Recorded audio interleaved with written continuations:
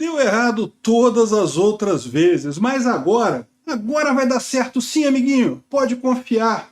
Esse é o Visão Libertária, sua fonte de informações descentralizadas e distribuídas. O governo argentino, disposto a destruir a economia do país de uma vez por todas, decidiu controlar o preço da carne bovina mais uma vez. De acordo com uma autoridade do Ministério da Economia da Argentina, os preços de cortes populares de carne de boi serão reduzidos em cerca de 30%, mas ainda não há maiores detalhes sobre essa medida. O maior objetivo do governo argentino, claro, é conter a escalada da inflação no país, que, de acordo com os números oficiais, foi de 95% no ano de 2022. O resultado, contudo, tende a ser uma típica catástrofe argentina, que todos nós já estamos acostumados a acompanhar. Afinal de contas, esse tipo de medida não é nenhuma novidade no país dos hermanos. De uma forma generalizada, os preços têm sido tabelados com frequência na Argentina e no setor pecuário, um dos mais importantes do país, a coisa não seria diferente. O governo argentino vem interferindo na pecuária bovina desde 2006 de forma sistemática. O resultado dessas medidas, diferentemente das expectativas do governo, é sempre um desastre. Naquele ano, havia 62 milhões de cabeças de gado no país. 15 anos depois, esse número caiu para 50 milhões. Em 2021, o governo de Alberto Fernandes decidiu proibir as exportações de carne bovina durante um mês, para fazer com que o preço no mercado interno diminuísse. No começo de 2022, essa proibição foi modificada e o governo passou a proibir a exportação de alguns cortes bovinos pelo prazo de 2 anos, até o final de 2023. Na época da primeira proibição, o índice de inflação acumulada em 12 meses era de quase 50%, um absurdo já. Como os argentinos terminaram o ano de 2022 com quase 100% de inflação, resta provado que a proibição da exportação de carne bovina não resolveu o problema da escalada de preços. Além disso, essa proibição resultou em graves prejuízos para a economia argentina. A redução das exportações prejudicou o setor pecuário e fez com que o país perdesse participação nesse setor do mercado internacional. Ou seja, o governo não só não conseguiu conter o avanço dos preços, como também prejudicou os produtores argentinos e ainda impediu que bilhões de dólares chegassem ao país por meio do comércio internacional de carne bovina. O resultado disso, é claro, foi catastrófico, não só para os produtores, mas para todos os argentinos. Em 2021, o nível de consumo de carne dos argentinos atingiu o menor patamar em 100 anos, retornando aos valores de 1920. O consumo médio de carne nesses 100 anos foi de 73,4 quilos por argentino. Mas em 2021, nossos hermanos consumiram em média 47,8 quilos, uma redução de 35%. Outros itens também vêm sofrendo constantes controles de preço por parte do governo argentino. No ano passado, nada menos que 1.500 itens de supermercado tiveram seu preço congelado por 120 dias para conter o avanço da inflação, lógico. Obviamente, essa iniciativa não deu certo mais uma vez. Porém, e não obstante os resultados das desastrosas medidas de controle de preço, o governo argentino continua insistindo no erro.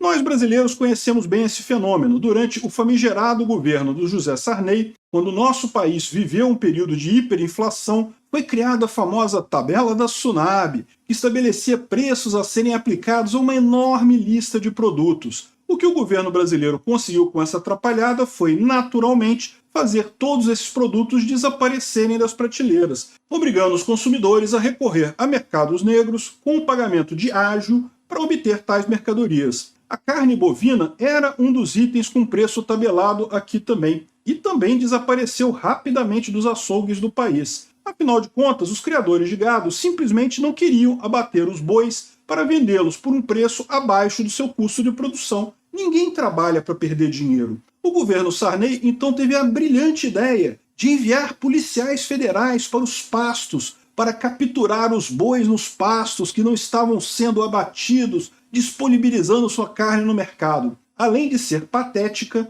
essa tentativa foi um fracasso e logo o governo precisou abandonar completamente o controle de preços. Afinal, nada disso faz sentido se a máquina de imprimir moeda continua funcionando a todo vapor. Como o caso argentino, o caso brasileiro demonstram Controles de preço nunca resolvem o problema da escalada de preços. O preço nada mais é do que uma representação da relação entre a demanda e a oferta de determinado produto. Em situações normais, ou seja, sem a interferência de estados, o preço sobe e desce em decorrência de eventos específicos. Geadas podem prejudicar lavouras, uma doença pode prejudicar o gado. Nessas situações, a oferta do produto cai, o que faz com que seus preços subam como consequência. Isso pode ser ruim para os consumidores no curto prazo, mas é justamente esse mecanismo de variação de preços que corrige a relação entre oferta e demanda em bem pouco tempo. Num livre mercado, um aumento de preços indica para os produtores a possibilidade de maiores ganhos, o que os faz aumentar a produção daquele item específico que está em falta.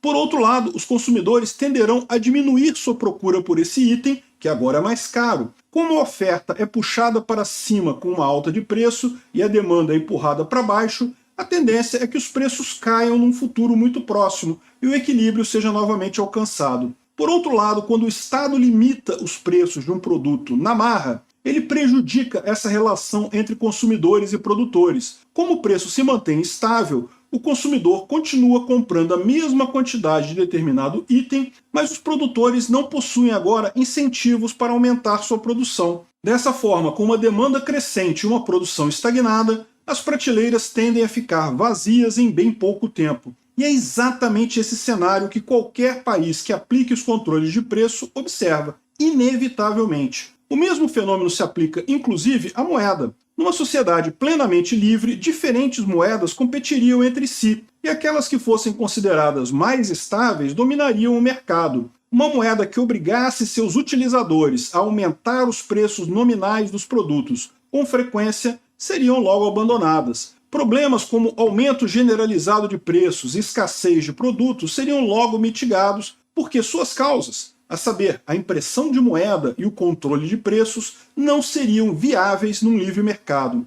Esses fenômenos só acontecem atualmente por causa da atuação dos estados. Na atual situação da Argentina, não se trata apenas de maior ou menor consumo de carne ou de qualquer outro bem ou serviço. Nesse caso, entra em jogo também a inflação, ou seja, a expansão da base monetária que leva a uma depreciação constante da moeda. Os produtores de carne não estão fazendo com que seu produto fique mais caro, eles apenas estão repassando para os consumidores a desvalorização da moeda, ajustando os preços para manter o valor real do produto estável. Como o governo argentino não para de imprimir dinheiro, os produtores não param de reajustar seus preços. Porém, ao interferir na economia controlando os preços da carne, o governo argentino obriga os pecuaristas a operarem com prejuízos. Sim, o preço vai ficar estável num primeiro momento. Contudo, os produtores deixarão de vender o seu produto para não ter que arcar com prejuízo decorrente da desvalorização da moeda. Os consumidores, por sua vez, continuarão comprando a carne, como faziam antes, uma vez que os preços se mantiveram.